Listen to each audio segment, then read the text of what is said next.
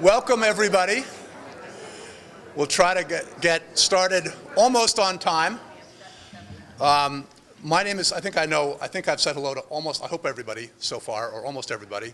My name is Seth Bongartz. I'm the director at Hildene. And thank you all for coming.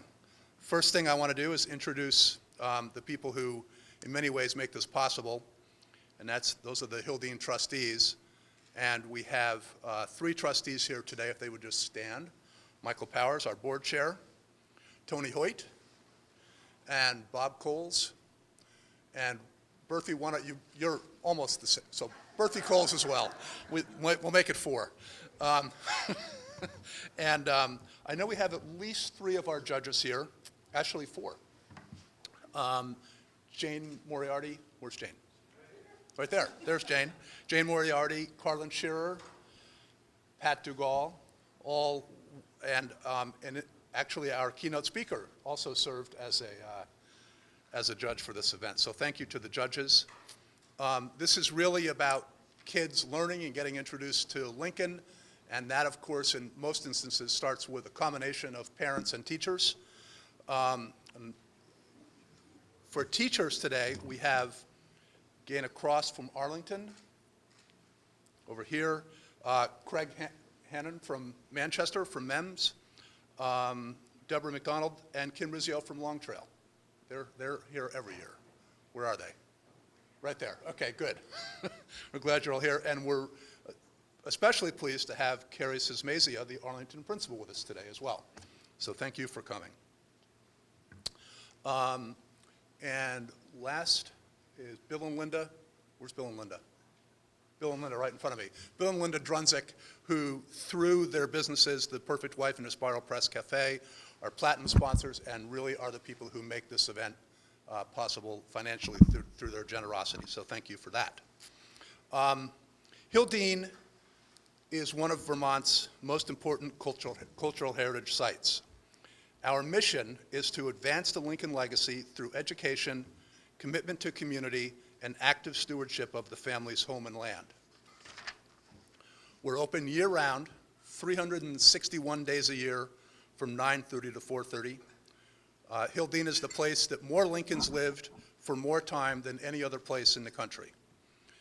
We have a real focus on research, academics, scholarship. That's what today is about. We have a very good Lincoln collection. In 2009, last year, we opened the Luare Children's Education Center, which was a major step forward for us. A wetland observations platform, which was a bigger deal than a platform sounds like. It really gets people out into our 80-acre wetland. And the Roland Agricultural Center, at which we are milking goats and making cheese. Hildene is a place to come and spend the day. We have shifted from being a little gem people stumble on when they come to Manchester to being often the reason they're coming to Vermont, and we're proud of the role we play in helping fill room nights and restaurant seats and help the economy of Vermont. Longer term, we will reach the point where we have college semester-long internships, high school students coming for the summer. We really have plans for making this a really important national level academic institution. Why an 8th grade Lincoln essay contest? Number one, it supports our mission. Number two, we no longer, as a nation, instill in kids the reverence Lincoln and Washington deserve. We don't hang Lincoln's portrait in classrooms. Kids don't learn to recite the Gettysburg Address or the Second Inaugural. We believe this is a real loss, and it's consistent with the fact that we don't teach civics the way we used to teach civics, in the way that I think civics still needs to be taught. So this is simply our attempt to do something about it. Lincoln is perhaps the best role model for civic involvement and good governance this country has ever produced. We do a program around Lincoln's birthday for 6, 7, and 8-year-olds. For adults, we produce exhibits like the one we just opened up last summer, The American Ideal, Abraham Lincoln and the Second Inaugural, and we produce this essay competition and this luncheon. We also believe in good writing. Lincoln is, along with being a great role model for governance, is one of the best models we have for excellent writing. Lincoln was concise and made every word count. These essays are no more than 500 words in order to teach that discipline to the kids who enter the contest.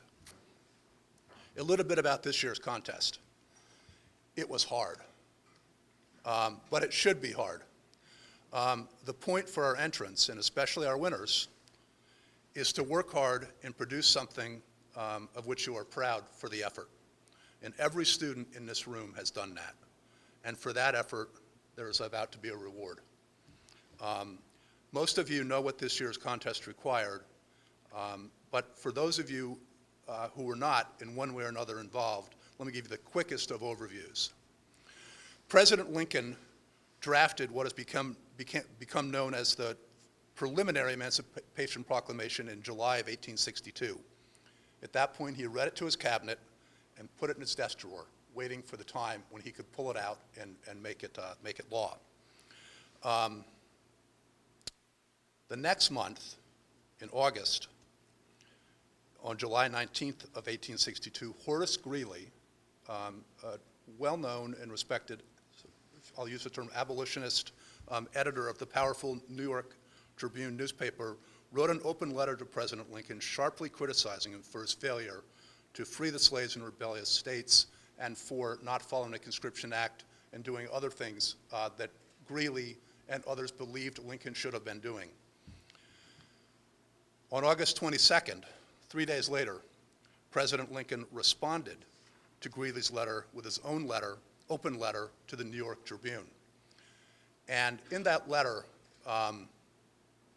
Lincoln made, I'll paraphrase it, but he said the following, essentially. If I could win the war by freeing all the slaves, I'd free all the slaves. If I could win the war by freeing none of the slaves, I'd win the war that way. And if I could win the war by freeing some and leaving others in bondage, I would do that. That sounds incredibly callous. What this essay contest was about was understanding and taking a look underneath the surface and seeing really whether it was, one way to look at it is whether it was really as callous as it seems, or if there was really something else going on there. And you'll hear the essays today, and I think you'll come away with a sense, that there was more than that going on. And then, on September 22nd, only a month later, Lincoln issues the preliminary Emancipation Proclamation, which he had had at his desk drawer, ready to go since July. The job was to write an essay explaining why Lincoln wrote his response to Horace Greeley. So with that little bit of setup, the first thing we'll do is I'll have our board chair come up, and we'll start with giving the certificates and checks to our honorable mentions, and then we'll go into the reading of the third, second, and first place essays in that order, and then it'll be time for lunch. So let's start with, Mike, do you have the list, or do I have it? You have it, I hope. Okay, yeah, I do. Okay, there we are. I do. Okay. Again, welcome for all of you who are here. This is one of the great joys of being on the board of Hildene. There are so many different levels that we have to offer educationally, and certainly anything that can encourage people to write and to think is an admirable thing to be involved in. And I'm so happy that Hildene has pursued this and that many of our young adults have chosen to participate. And that's a good thing. Kids nowadays, many children anyways, or young adults seem to want to be involved, and they need the good opportunities to show their talent. So thank you all for being here, and thank all the young adults that are here, especially for participating, because without your participation, this wouldn't work. First people we're going to mention are those who have honorable mention. And the first is Fatima Bakswala, if she could come up.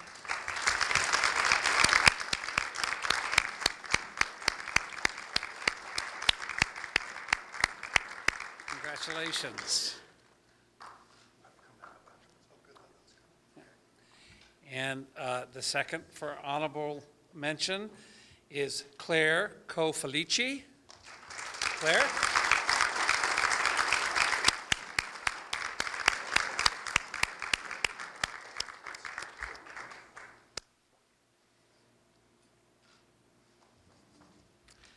And the next honorable mention is Will Helmetag.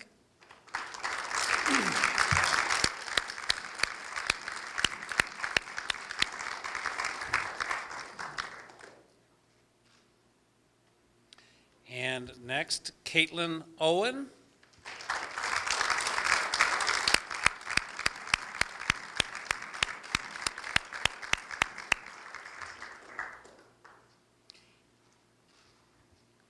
And finally, Galen Leigh Higgins Pease.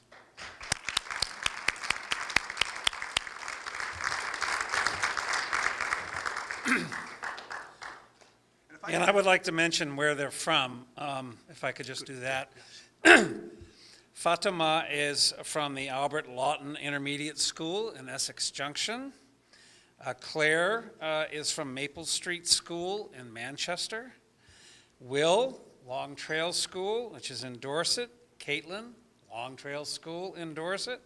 And Galen, the State Street School in Windsor. So that's a wonderful spread across the state of Vermont. We're very, very happy about that. One thing I didn't mention is that we had, I believe it was 87 entrants this, 88 entrants this year. And between the honorable mentions and first, second, third, I will say that it was very close, and these honorable mentions were great essays, is really my point. And we're going to hear 3 essays that are emblematic of the essays of the kids who received the honorable mentions, starting with our third place. All right. So our third place winner for today is Sarah Beth Rambled. And if she would come up, and then she's going to read for us her essay.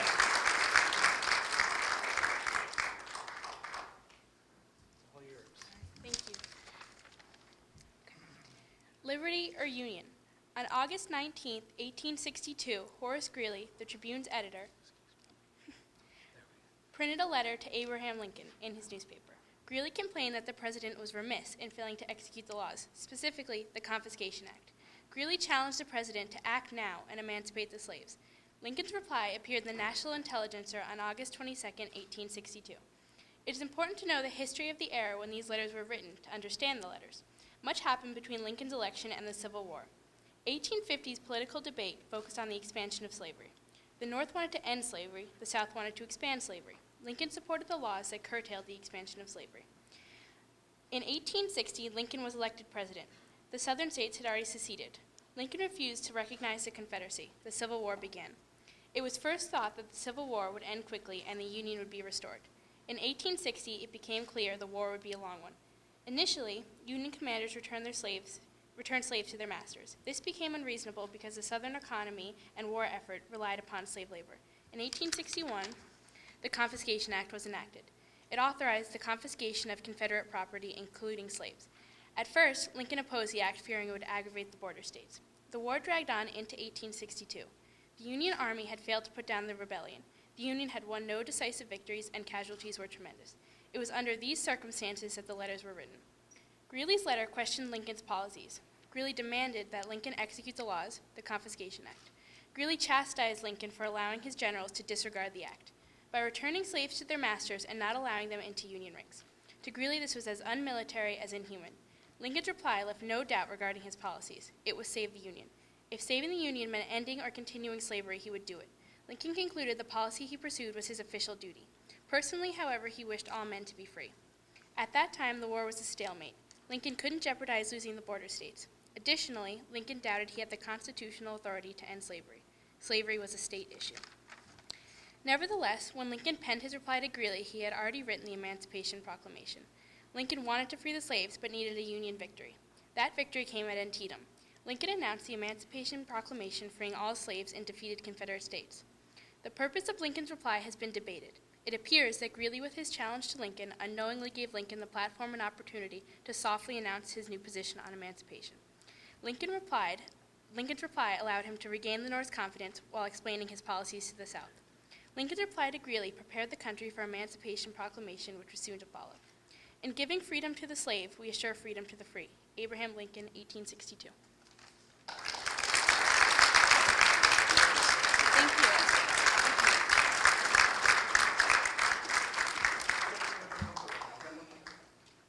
Sarah Beth is from the Manchester Elementary School. Thank you very much. And the second place winner for today is Anna O'Malley. Anna?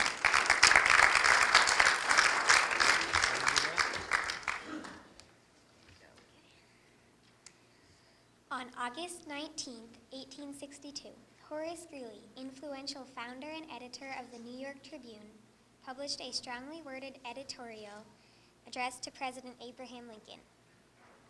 Keep going. It's okay. Greeley's editorial, titled The Prayer of the 20 Millions, complained about Lincoln's inconsistencies and lack of purpose, and noted that many of Lincoln's supporters were greatly disappointed and deeply pained by his policies regarding slavery.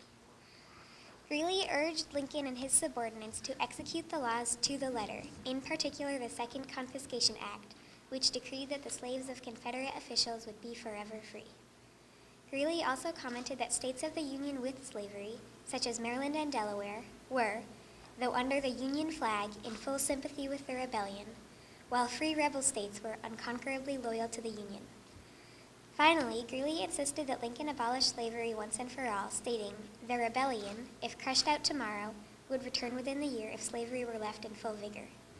Less than 1 week later, the New York Times, one of the country's foremost Republican newspapers, published Lincoln's response. Why did the president, facing a divided nation and managing a war, take the time to respond? There were 2 reasons for Lincoln's letter. First, to restore the public's confidence in him, and second, to prepare the people for his position on emancipation. Greeley, an eloquent and persuasive writer, helped shape public opinion in the 1850s and 1860s. By the time Greeley published his letter in the Popular Tribune, abolitionists had long been advocating for the emancipation of all the slaves, and many people across the Union seemed to agree. Lincoln's supporters were beginning to lose faith, discouraged by his lack of action. If Lincoln had failed to respond to Greeley's letter, he would have given his critics and even his followers more reason to be upset. Lincoln wrote a response to Greeley's message, hoping to explain his actions and win back support. In his assessment of Lincoln a few years after Lincoln's death, Horace Greeley wrote, "Mr. Lincoln's letter had been prepared before he ever saw my prayer." Greeley described Lincoln's response as an opportunity, an occasion, an excuse for Lincoln to explain his altered position, changed not by his own volition, but by circumstances fairly before the country. Lincoln's response was meant to prepare the public for the emancipation, which the president was already preparing to issue. His letter informed the abolitionists that his main objective was to save the Union, and reminded those in favor of slavery that he was prepared to abolish slavery if, by doing so, he could save the Union as well. The Emancipation Proclamation, issued on January 1, 1863, granted freedom to about 3,120,000 slaves. Lincoln knew that the public was not ready to accept the Emancipation Proclamation, and he realized that the people were losing confidence in his actions. Greeley's letter gave Lincoln an opportunity to prepare the public for emancipation and a chance to win back support.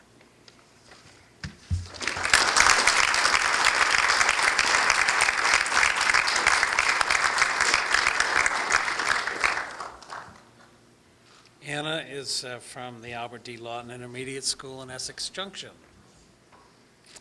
And now, the grand prize. Our first place winner is CRN Wade, who's from the Arlington Memorial Middle School.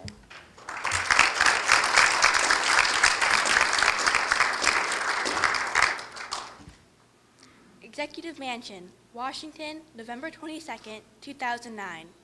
Honorable Friends of Hildene, 77 years ago, on August 19th, 1862, I was presented with a letter from Horace Greeley, the highly esteemed editor of the New York Tribune. At a time in which my country was rent by secession, I carried a burden which I could only hope I could withstand.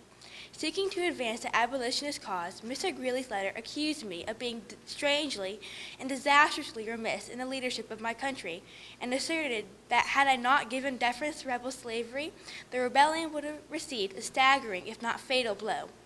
My most urgent requirement was to guarantee the survival of a united nation, no matter the consequence with regard to the colored man. I sought to ensure Mr. Greeley and his readership that I knew the best course for our country.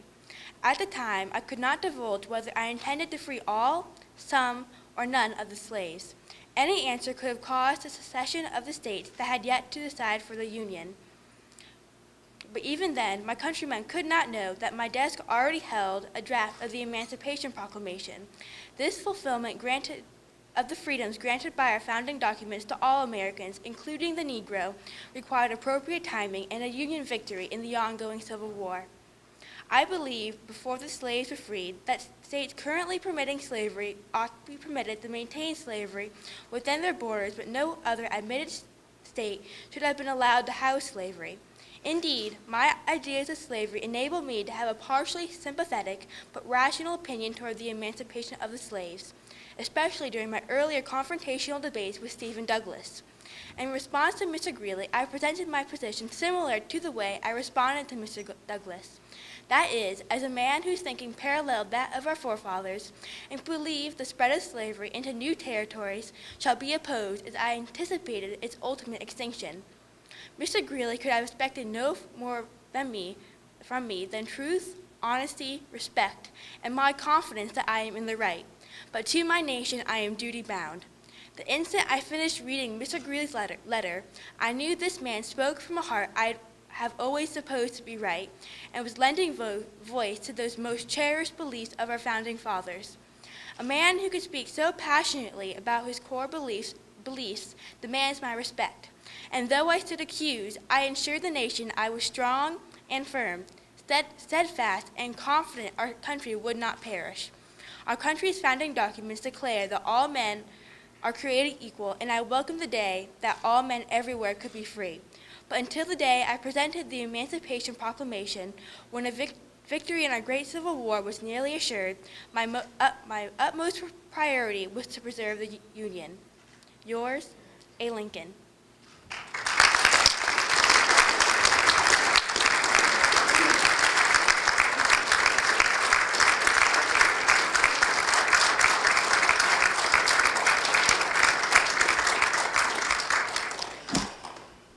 On to the program.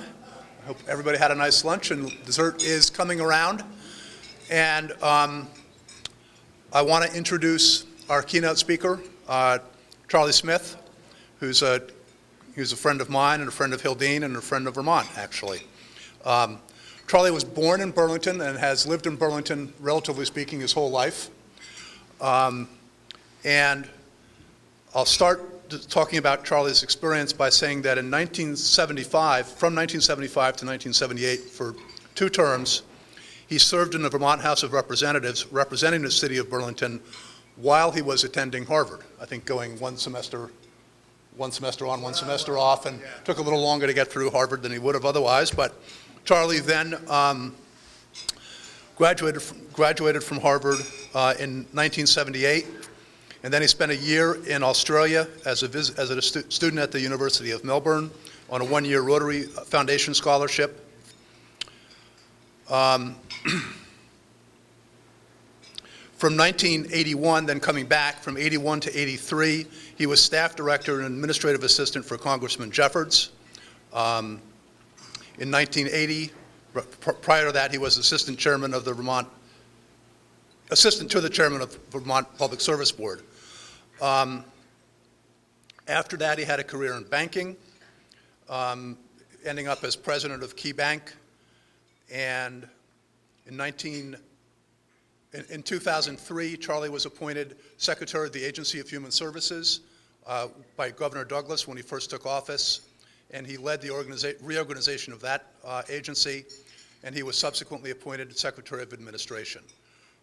Charlie was president of the Snelling Center for Government here in Vermont from 2006 to mid-2009, and now runs a private consulting practice with projects ranging from healthcare reform to public safety. Charlie has had, in one form or another, through his entire adult life, a career of public service, and almost all of that public service to Vermont. And so with that, I introduce our keynote speaker, Charlie Smith.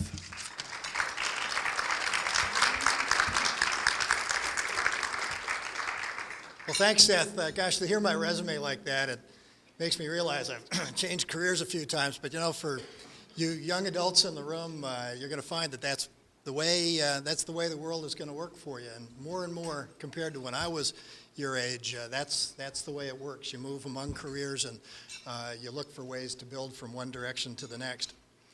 So Seth and Mike Powers and Stephanie and everybody at Hildene, thanks so much for including me on this agenda this afternoon. I mean, it's really an honor to participate in this, to participate in helping to congratulate some of Vermont's brightest young scholars. This is a wonderful contest, and I've enjoyed my participation in it. And it's also a great honor to help celebrate the legacy of Abraham Lincoln, who, of course, is one of America's great presidents, and who forever shall have a special connection to Vermont through the Hildene, the work of the Hildene. And I've got such admiration for what Hildene does, and I've been hearing a lot about this over lunch. There's such a rich opportunity there for historians, but also for travelers, people passing through to come to understand Vermont, but also to understand Lincoln and the greater picture of Lincoln a little better than they might otherwise. Now, for you older adults in the room, forgive me because my remarks are largely focused today on the younger adults in the room. And I have to tell you that judging your papers, I did have the privilege of being one of the judges of the essays that were written, and judging your papers was really hard work. I mean, there's a lot that goes into reading and rereading and thinking about the rubric and the content and the way you make your arguments, and they were really very special, and you did a wonderful job. But it's hard work to grade these. And a little bit of a window for me in on what your teachers do every day, just one little snippet of what your teacher's work is every day. And I have to tell you, it reinforces and deepens the respect that I already have, which is very deep, for the hard work of your teachers and for the very special mission of teaching, which is to inspire a love of learning and to guide you to greater inquiry onto the big questions of the day and the big questions of your world. Now, I'm not an historian, but I was lucky enough to have some wonderful history teachers along the way, and I love history. I mean, for me, the stories of history are better than fiction. I mean, I like fiction too, but the stories of history are better than fiction. And when you think about the record of civilization, I mean, that's a long time. When you think about the record of civilization, there are lots and lots of just extraordinary stories. And if somebody tried to write them as fiction, you wouldn't believe them. So I commend history and the reading of history, and there's lots of ways to do it. It's very, these stories are very accessible. And I hope you come to enjoy that kind of process as recreation much as I have over the years. I truly enjoyed your essays on Greeley and Lincoln. You had great insights into these two men. They were so very different. They're different in their personal styles, different in their backgrounds, different in how they looked at the world. Yet at the same time, I think you came to recognize as you went through this, that they really were two of the most persuasive thought leaders, perhaps the two most persuasive thought leaders in America in their time, back in the mid-19th century. Now, you've heard a lot, and I'm not sure I can add to what's been said in terms of what the two were trying to accomplish with this exchange of essays, because you've heard three very good reports on what that was about. I'll take a little bit of a stab just because it's been so much fun to think about it. So what were they trying to accomplish with this exchange? Well, Greeley, I mean, as I read it, he was pretty long-winded. What he did in 5 pages, I read it as long-winded. I read it as really self-righteous in its tone. And as I see it, what he was pretty much trying to do, there's a broader context for this, but what he was pretty much trying to do was bully President Lincoln into enforcing the Confiscation Act and to kind of shame him into abolishing slavery on the spot and very quickly. And Greeley seemed to do this without apparent deep regard anyway for the political consequences in the bigger picture. And he kind of did it without assessing the political cost and the toll that it would take in the border states and the consequences that it might have for the larger war effort Now, Lincoln, by comparison, was really brief in his writing. As Seth said, he had this gift of being extremely succinct in how he wrote, and somehow getting to the point with the most beautiful, direct prose.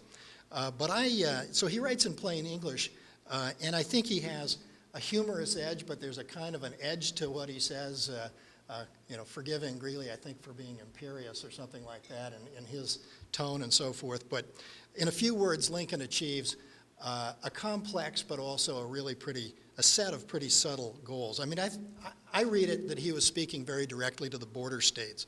He was working to reinforce the loyalty of the border states to the Union, and he wanted to, at the same time, there's some irony to this, but at the same time, he was preparing them for a future without slaves. In contrast to Greeley, Lincoln is sort of the subtext. He doesn't do this very directly, but he's reassuring the border states that he's not going to trample on what at that time was looked on as the constitutional right to own slaves. I mean, that's kind of funny to think about, but anyway, the belief and the feeling was that this was constitutionally protected at the time. But Lincoln also leaves no doubt, as he goes through this, he leaves no doubt that he'll use all of his powers as president to save the Union no matter what that takes. So Lincoln's clear and blunt words set the stage for the next move. It's kind of like a political chess game almost, but it sets the stage for the move of then producing and making public the Emancipation Proclamation based on military necessity. And so doing this, what he's done is kind of balance. He's invoked the War Powers Act, or the War Powers of the President under the Constitution, and kind of balanced two constitutional principles in order to accomplish his goal. And in doing that, he, of course, winds up being able to emancipate the slaves and also secure the loyalty of the border states. So much for that, but this was a really fun process to think about what these two very persuasive men were trying to do with these open letters to the American public. So here's what I really want to talk about. There are really three things that I have on my mind that I wanted to talk to you about. First, I do want to talk about history, and I want to dispel a notion that I think a lot of people have about history, that historical outcomes are somehow inevitable.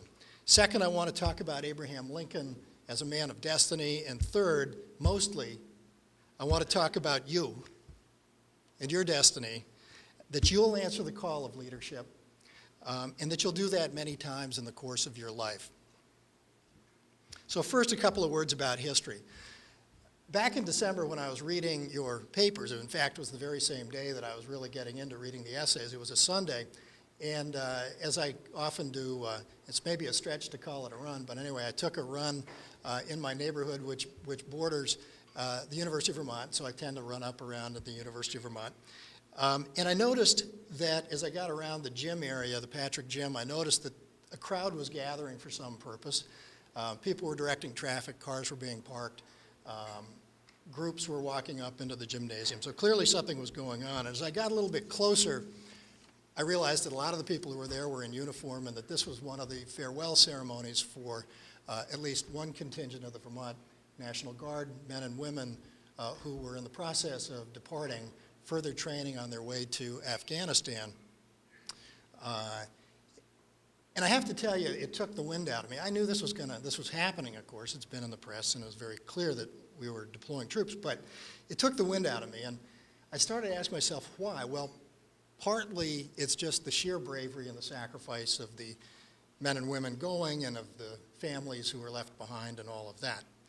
But I was also very much struck by what this means in the sweep of American history, that thousands of Americans from Vermont and from New England and from the Midwest and the Far West and from the Deep South, that thousands of Americans are answering the call of America's first African-American president. I mean, to me, you can almost hear the echo of history in this. And so I'd ask you to think back, look back 150 years and think about what was going on. Starting in 1861, 35,000 Vermonters, they didn't all do it right at once, it was over the course of the war, but 35,000 Vermonters mustered to the call of Abraham Lincoln. That's 20% of all of the males in the state at the time, and they're answering Abraham Lincoln's call to arms. Now, Vermonters were always strongly anti-slavery. That goes back to the very roots of the republic that Vermont was a republic, as you probably know, before it became a state, so it was in the roots of the republic. It's in the constitution of the state to be anti-slavery. And Vermonters were also literate. Vermont, I'll say as a sort of parenthetically, Vermont has always had a dedication and a high regard for education and has put it in the forefront of what's important. And so Vermonters were very literate by comparison to many other parts of the country. And they followed the 1860 presidential campaign by reading the gazettes and the newspapers that would reprint the speeches and the debates that happened during the presidential campaign.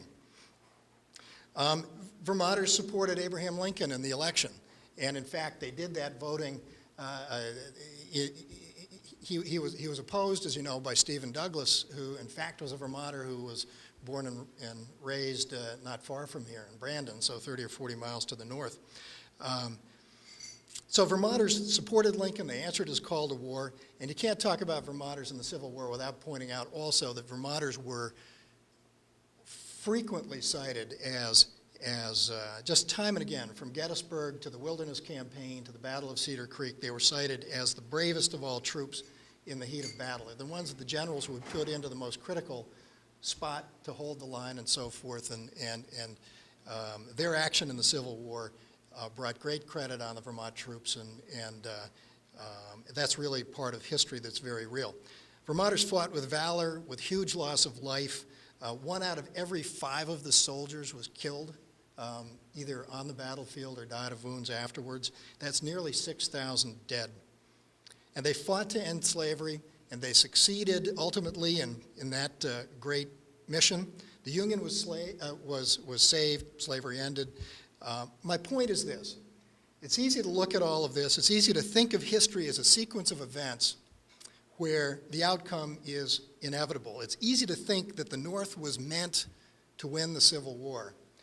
It's easy to think that the preservation of the Union was somehow preordained, that slavery was certain to be abolished, that America was assuredly going to have sooner or later an African-American president. But historical outcomes are not inevitable. In 1861, Lincoln committed the United States of America to all-out war, but in 1862, when he and Greeley had this exchange, the future of the Union actually looked very, very bleak. I mean, the cause of the Union, the North, even though the North had so many more soldiers and all of that, so many more resources, it wasn't going in the right direction. It was really very bleak.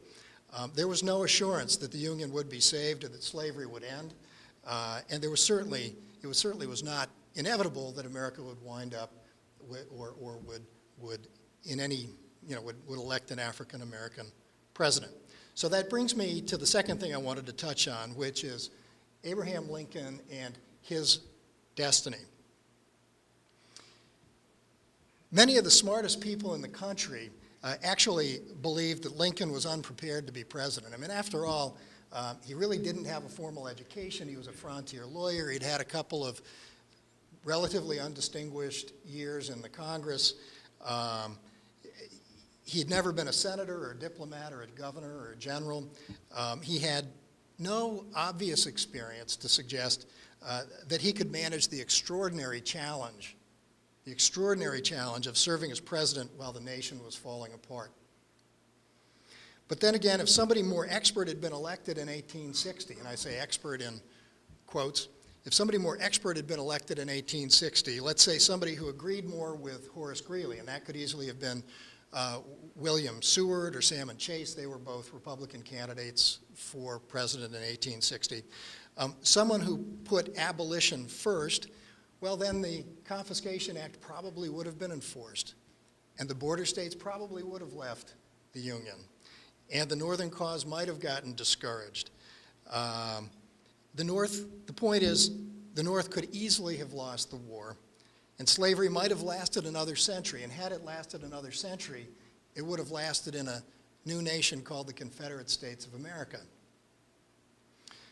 From a young age, Lincoln hoped for greatness. I mean, he really thought about this as a young man. He thought about being a great man in the sweep of American history. He wanted desperately to be a man of destiny. And he literally worried that all of the glory of the American Republic had been sort of hoarded and grabbed by the founding fathers. Abraham Lincoln actually feared that no important work would be left to his generation of top leaders of America. So I'd suggest that he was obviously wrong for two big reasons. First, I mean, obviously, he saved the Union. He saved the only nation in human history at that time conceived in liberty and dedicated to the proposition that all men are created equal. And I think we're all going to agree that that qualifies as pretty important work. But second, Lincoln was wrong because America is about so much more than the destiny of great leaders. America is built on the daily acts of leadership by thousands of people with, leadership in the neighborhoods, leadership at work, leadership at school, leadership in your communities. And that's what brings me to you. So get ready. Whether you know it or not, you're marked for leadership. The adults in this room know it. You may not know it yet, that you're marked for leadership. You don't have a choice. You're stuck with it. And I say that a little bit tongue-in-cheek. Of course you have a choice. But you're going to find you don't have a choice as things develop. It's your destiny because you are young men and women of talent and of education. And you care about the world around you. And you're going to discover that the work of leadership is fascinating. It's fun. And also, you're going to find that you don't want to leave it to anybody else. That you want to be at that table helping to make the decisions that are shaping the community around you. Challenges you never expect are going to come knocking at your door. And I'm going to tell you a little bit about one of those challenges that came knocking at my door. About 7 years ago, I got a call from at that point, Governor-elect Douglas. Now, I had been a banker for 15 years. I had no intention of changing careers or doing anything other than being a banker for the foreseeable future. So Jim Douglas got elected. He calls up. He wants to talk. Heck, I've known him for a long time. Of course, I'm going to go talk to him. And we talk. He calls me again. We go back and talk again. I really hadn't planned on making a change. But one thing led to another, and he did ask me to quit my career as a banker and become the Secretary of the Agency of Human Services for Vermont. Now, you'll appreciate maybe that commercial banking and human services are, they're pretty different. And I told him that I'd think about it. I promised to give it some thought, and I did that. So I went home that day after the second conversation with the governor. I went home that day, and the only person at home was my son, whose name is Chaz, and he was about your age. At the time, he was 14. He loves it when I tell this story. He's heard me tell it actually quite a few times, and he rolls his eyes. He's 21 now, and he still, it irritates him a lot. He knows I'm telling it today. So anyway, he was the only one at home, and I told him what the governor had asked, and I told him that it was kind of a big deal, and it was really a great honor, and I asked him what he thought I should do. And he just gave me this deadpan look, and you know about that, right? Giving your parents that deadpan look. Anyway, he gave me this deadpan look, and he said, do you know anything about that? He asked me, I'll tell you, he asked me the two best interview questions I've ever been asked in my life. So the first one was, do you know anything about that, meaning human services? And I'm kind of stunned. He has that compassion for his father's ego that all 14-year-olds have, right? So anyway, while I'm thinking about how to answer the first question, he asked me the second question, which he says, what happens if you do something really stupid? And, of course, I think what he was thinking about was how that would affect him at school if I did something really stupid and everybody was reading about it. But to that first question, do you know anything about this? I guess I'd have to say I knew a little bit, but at the end of the day, the truth is I didn't know all that much about human services or the work of that agency. I know a lot of, at a high level I did, but not the details. But I asked myself, what if everybody had asked Abraham Lincoln the same question? Do you know anything about being president? Is anybody an expert at leading half the country in a war against the other half of the country. And can you imagine anybody doing a better job in that extraordinarily critical time than Abraham Lincoln did? So my point is this: sometimes a challenge is going to come knocking at your door, and you're going to say to yourself, I've never done this before. I've never done it before, but I believe in myself to do it well. And at this point in time, for whatever reason, there's nobody who can do it better. And so you're going to step up to that challenge. And in one way or another, that's going to happen to you many times in the course of your life. Now to the second question. Dad, what happens if you do something really stupid? Well, first and foremost, you work really hard to not do anything really stupid, and that involves a lot of hard work. You study hard. Yes, as an adult, you do study hard. You study hard now, but that's something that continues throughout your life. You study hard. You use your very best judgment. You stand by the decisions you make. But no matter how hard you try, there's always going to be somebody like Horace Greeley standing on the sidelines. In this day and age, it might be Rush Limbaugh, it might be Chris Matthews, but there's always going to be somebody standing on the sidelines, hurling criticism. And you know, I'd never say to you, don't listen for the good advice, don't change your thoughts. Obviously, you have to keep evolving the way you look at things, and if you need to improve a decision, you improve a decision. But I guess the point I'd like to make is listen for the good advice, but don't listen to the bullies. Don't change your decisions, don't change your direction because of what the bullies said.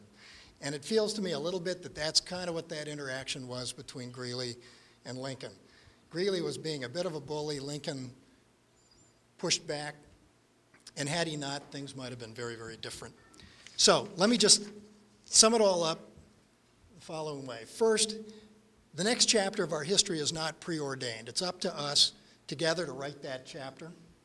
Good outcomes are not inevitable for that chapter, but they can be achieved if we all commit ourselves to doing the right things, thinking the right way, looking for the right kinds of answers. Second, Abraham Lincoln was a man of destiny.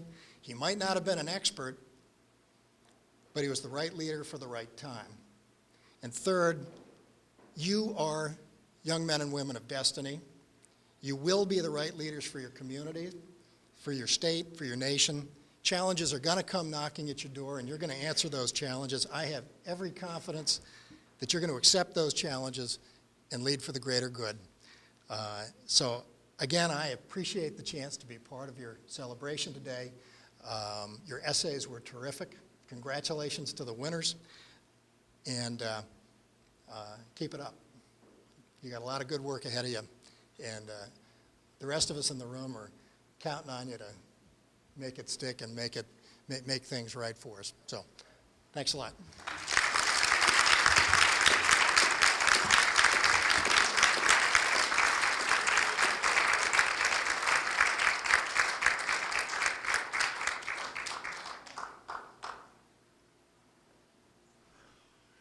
That is it. Thank you.